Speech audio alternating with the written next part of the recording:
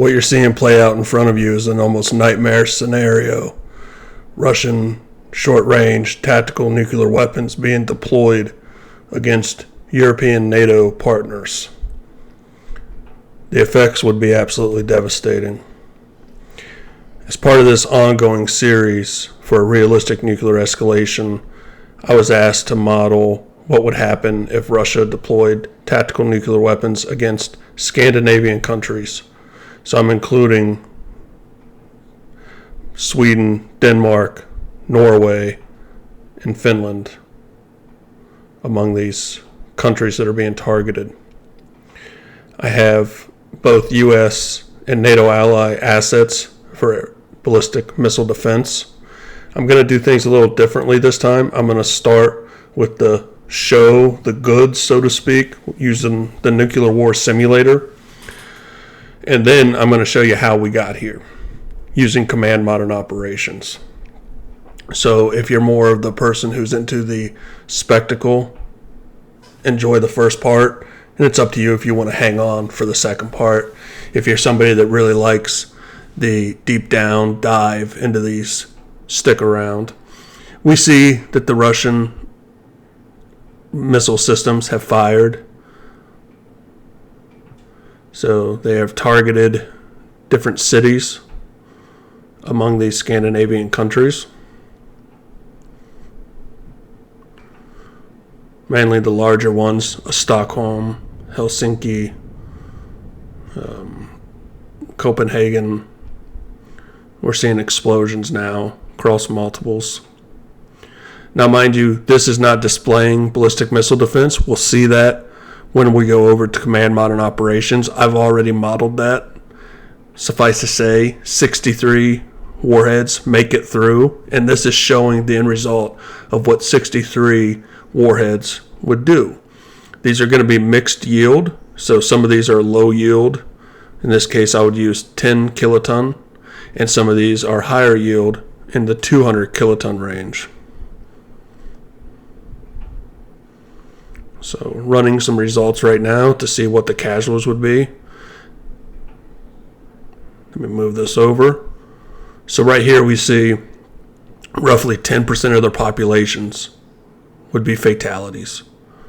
Sweden, 712,000. Norway, 439,000. Finland, 562,000. And Denmark, 593,000. So we take a look.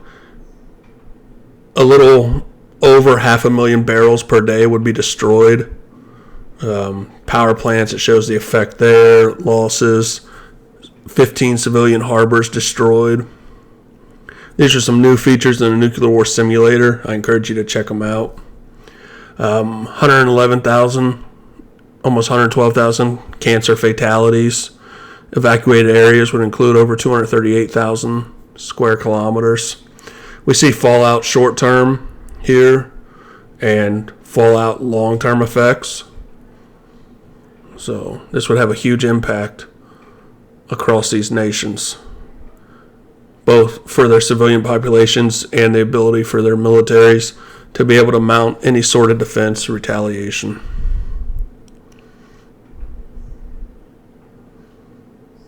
So, huge impact. That's why I kind of stress in these videos that the crossing of the threshold from conventional to nuclear will change the dynamics of warfare tremendously. So now we're going to get into the meat and potatoes. How did we get here?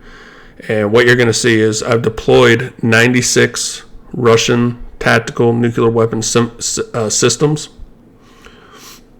And then on the, what I consider, for the NATO side, northern flank of NATO, we have a multitude of defense systems. We have Aegis Ashore in Poland, which is going to provide a large amount of assistance with their SM-3 interceptor missiles. We have an Arleigh Burke destroyer who's out in the waters there. That's a U.S. asset, but it is out there mainly to provide radar support for the tracking of the incoming missiles. We have Patriot systems. We have Hawk systems. We even have AAA systems. Those are not going to be highly effective at all against intercepting these incoming missiles. but they are out there. There are some other systems as well, like NASAMS and some other domestic systems, but the main ones modeling are the Hawks, the Patriots, the Aegis Ashore, and some of the AAAs.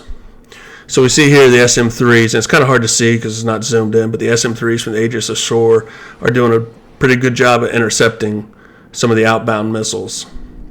We also have the Arleigh Burke, who's going to start firing Tomahawk land attack cruise missiles at the launch sites. Once they start launching, satellites start detecting launch sites, and so already they're trying to strike back.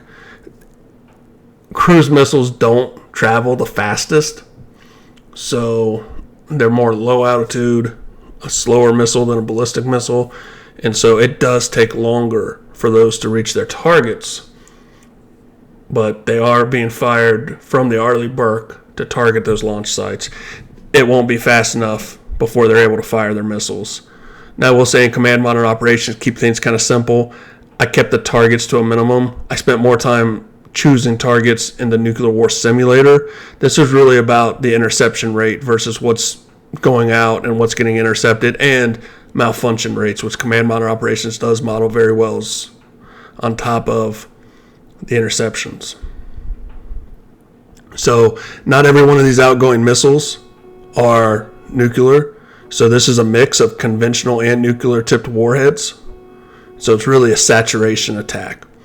When I look at percentages for interception, I'm only going to look at the nuclear tipped warheads because, quite frankly, the difference in the destructive capabilities, I mean, it's, like the difference between a squirt gun and one of those anti-riot fire hoses, maybe even more extreme than that, a squirt gun and a tsunami. But for this, it's important to have them there because we wouldn't be just firing nuclear warheads on their own. They would be mixing it with conventional nuclear, which is more targets in the air for the interceptors to strike. And in fact, the SM-3s largely were targeting conventional warheads, which were fired first. See, a radar has been destroyed, a radar site. We do have some of the Tomahawk missiles hitting the launch sites, but again, they've already fired their payloads, so it's not really going to have any impact on what's able to get through and penetrate the NATO defenses.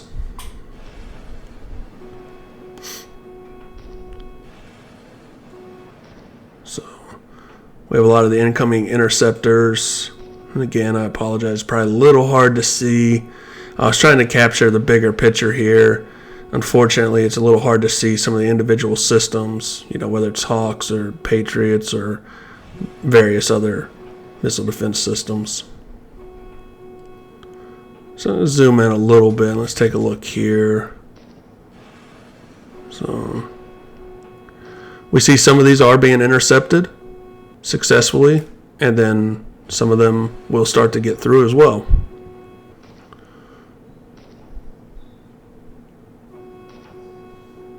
It really is a numbers game.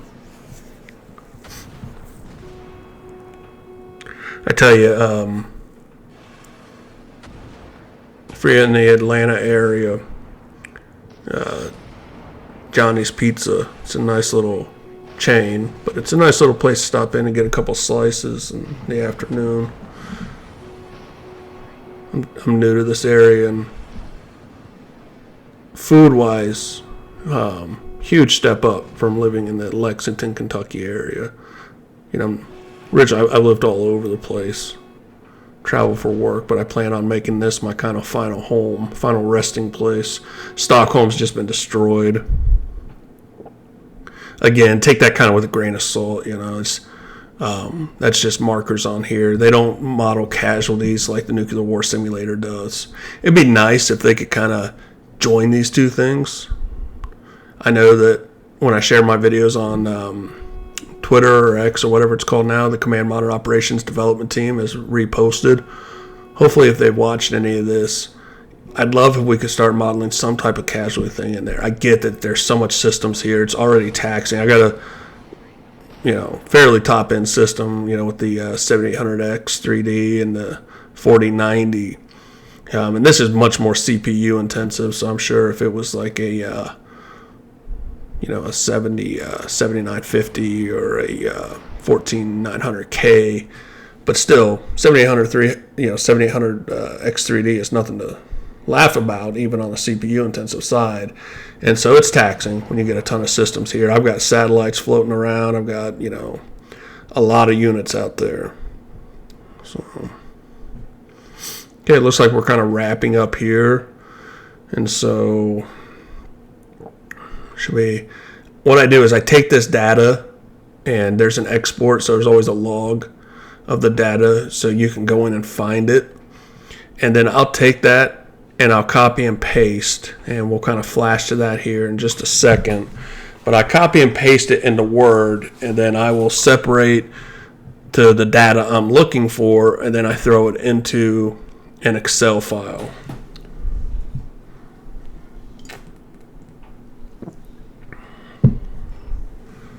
So what I'm really interested in to apply to when I jumped over to the nuclear war simulator is, what was the interception rates? How many hits? How many fails? Then you can calculate how many made it through. Because I'm going to know that this many hits, which were hits and kills, of course. So the interceptor in theory could hit and not actually, eliminate the threat of the missile. And when it comes to a nuclear tipped warhead, especially a 200 kiloton one, even if you knock it off course, doesn't matter. So I take this data here in Notepad, and this will tell you everything's got a hit or it's a miss. It'll tell you, and I've eliminated that part of it, but any one of these that say hit was a kill. So SM3, and that's a conventional warhead, it was a hit. So I take all of this, and then I'll take this data, put it into Excel, how many hits, how many misses, look at a percentage, the success rate. So we see here, and unfortunately, I think I cut off the SM3. No, I didn't cut off the SM3. All the SM3s were against conventional warheads. But for the Patriot, it intercepted successfully 16 nuclear warheads, and it missed 8 of them, 66% success rate. Hawk system, 8 interceptions, 21, so 28% success rate. AAA systems only destroyed 1 overall. And kind of a final parting thing, this is why the United States withdrew. They believe that this Screwdriver cruise missile has a 2,500 kilometer range. Russia denies it, says it's like 300. So it's a big deal whether or not it has this range. If it truly has this range, this scenario could play out. They could successfully target all those countries, or even France and the United Kingdom. So the United States felt this was very destabilizing. Russia denies it, says it's like a 200 or 300 kilometer range. And if so, they wouldn't be able to target it. So that's that. I hope everybody enjoyed this video. This is going to play a part in the larger World War III realistic escalation, and this would be just one theater of that conflict. Thanks. Check out my videos, and like and subscribe.